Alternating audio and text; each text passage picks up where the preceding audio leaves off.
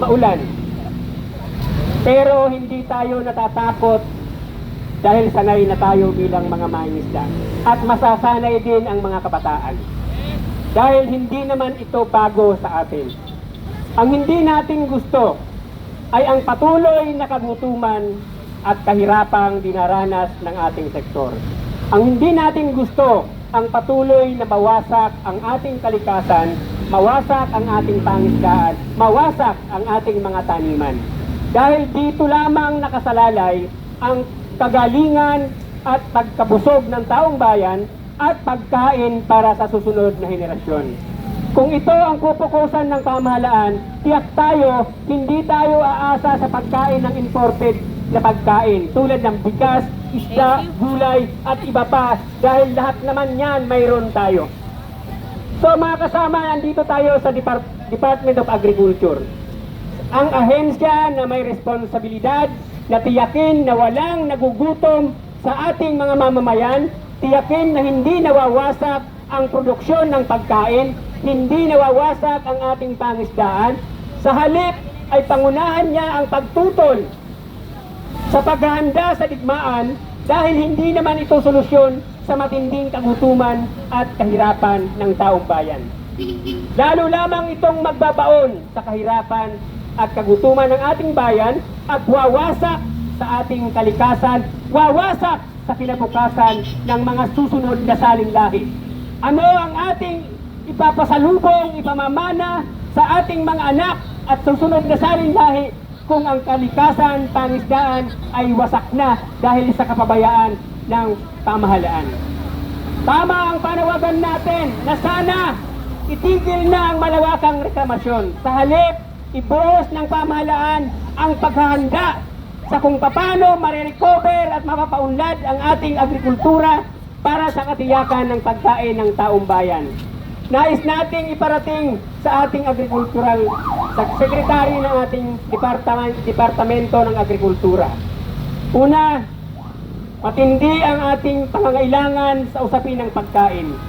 Nais nating iparating sa sekretary ng agrikultura na dapat panindigan nila ang pagsasabi na ibalik sa 50% ang tarifa ng mga imported na produkto. Sinabi nila ito sa pagsasabi na pinoprotektahan natin ang ating agrikultura at pagkain. Subalit, mali ang itinulak ng pamahalaang ito dahil June 2024 nilagdaan ang Executive Order number 62 na magbibigay ng 15% na lamang ng buwis o taripa ng mga imported na produkto. Hindi lamang produktong agrikultural, kung hindi produktong pangisdaan at maging hindi agrikultural na produkto. Anong ibig sabihin nito sa ating mga mangingisda? Mamamatay ang ating lokal na agrikultura. Mamamatay ang ating lokal na tagapaglikha ng pagkain. Ang palengke ay mapupuno ng mga imported na pagkain. Ano ang ibibili ng mangingisda at magsasaka kung patay na ang kanyang kabuhayan? Ibibigay ba ng libre ang mga imported na produkto na nasa palengke? Diba kailangan mong kumita, kailangan mong may trabaho, kailangan mong may pera para mabili mo ang mga produkto? Ano ang ibibili mo kung wala ka nang kinikita sa pangingisda, wala ka nang kinikita sa agrikultura? So ibig sabihin, lalo kang mababaon sa gutom. Madadagdag ka pa sa maraming nagugutom sa ating lipunan na wala nang kakayanan na bumili ng produkto dahil sa kawalan din ng hanap buhay ng maraming mamamayan sa Pilipinas. So, ang atin ng pagkilos na ito ay nais nating iparating sa presidente na magsasalita sa 22 ng Hulyo sa kanyang zona. Nais nating marinig sa kanya ang totoong kalagayan ng agrikultura, ang totoong kalagayan ng pangisdaan, at ang tunay na lalim ng kagutuman ng taong bayan at kung ano ang mga dahilan ng mga ito. Nais nating marinig sa kanya na tinatanggihan niya ang anumang imposisyon, tinatanggihan niya ang anumang panukala na higit na magbabaon sa kahirapan at kagutuman at magwawasak sa ating kalikasan. So, tinatawagan natin ang departamentong ito. Pangatawanan niya ang kanyang tungkulin bilang Department of Agriculture. protektahan niya ang ang tagapaglikha ng pagkain, hindi lamang ho yung nanghuhuli ng isda, hindi lamang yung nagtatanim ng palay, kung hindi lahat ng nasa sektor ng agrikultura mula sa pag-aalaga ng hayop, pag-aalaga ng iba pang mga produkto at paghuli, pag-aalaga rin ng mga isda para sa ating pagkain ay dapat protektahan at maiwasan ang matinding kompetisyon sa pagitan ng lokal na produkto at imported na produkto. Sana ang ating pagkilos ay madala ng Secretary ng Department of Agriculture sa hapag at lamesa ng Presidente na siyang magsasalita pagdating sa SONA ng July 22 ngayong buwan. Yun lang po. Kaya po tayo ay babalik. Pansamantala nating tatapusin ang ating programa dito.